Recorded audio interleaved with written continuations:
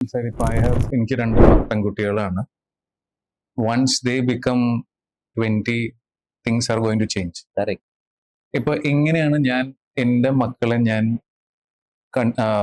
Council ചെയ്യേണ്ടത്? That see you will have to get married between this, because ഇപ്പൊ എല്ലാം പെൺകുട്ടികൾക്ക് എ ഗുഡ് ജോബ്, സെറ്റിൽ ആയിട്ട് മതി കല്യാണം.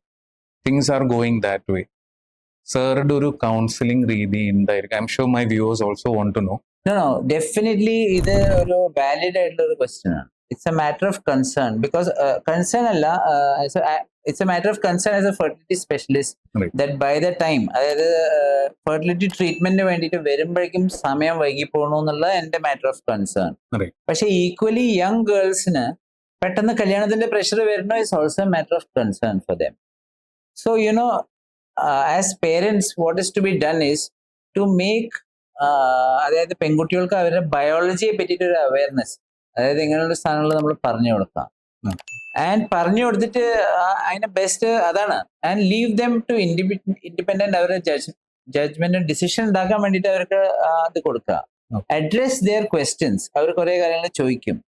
ആൻഡ് നവഡേസ് യങ് ഗേൾസ് ചോദിക്കുന്ന ഒരു ഏറ്റവും കോമൺ ആയിട്ടുള്ള ക്വസ്റ്റ്യൻ ഉണ്ട്, കല്യാണം കഴിക്കാണ്ട് ഞങ്ങൾക്ക് ഈ fertility issues address ചെയ്തുവിടാന്ന്.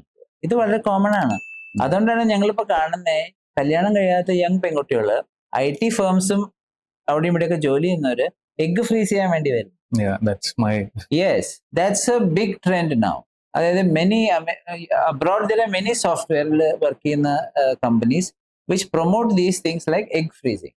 That is, കല്യാണം കഴിക്കണ്ട, ഈ പ്രായമാകുമ്പോൾ നിങ്ങൾ കുറച്ച് നിങ്ങളുടെ എഗ്സ് ഒക്കെ ഫ്രീസ് ചെയ്ത് വെച്ചോ, അപ്പൊ പിന്നെ ഏത് സമയത്ത് വേണമെന്നുണ്ടെങ്കിൽ നിങ്ങൾക്ക് കല്യാണം കഴിച്ചു കഴിഞ്ഞാലും പ്രായത്തിന്റെ പ്രശ്നം വരില്ലല്ലോ.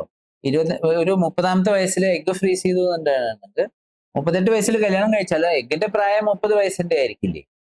So that is one of the things that could be discussed with girls and this thing. And those who are not at all in the group to get married and this thing, we should respect their choices. See, ഇതിൽ വേറൊരു problem വരുന്നതാണ്, ഞാൻ കണ്ടിട്ടുള്ളതാണ്. നമ്മൾ അമ്മമാര് പെൺകുട്ടികളെ കൊണ്ടുവരും, ഡോക്ടറെ ഒന്ന് പറഞ്ഞു കൊടുക്കണം കല്യാണം കഴിക്കാൻ. പറഞ്ഞു കഴിഞ്ഞാൽ അവർ നമ്മളുടെ അടുത്തേക്കുള്ള ലാസ്റ്റ് വിസിറ്റ് ആയിരിക്കും, അത് കഴിഞ്ഞാൽ അവർ തിരിച്ചു വരില്ല. അതായത് നമ്മളിങ്ങനെ ജഡ്ജ് ചെയ്യാന്ന് പറഞ്ഞിട്ടൊരു കോൺസെപ്റ്റ് ഉണ്ടല്ലോ, അത് is not acceptable anymore. So ഈ young and independent girls you should അവരോട് പറഞ്ഞു കൊടുക്കണം. പക്ഷേ അങ്ങനെയാണ് ആസ് എ ഡോക്ടർ ഞാൻ അങ്ങനെ എക്സ്പീരിയൻസസ് പറയും.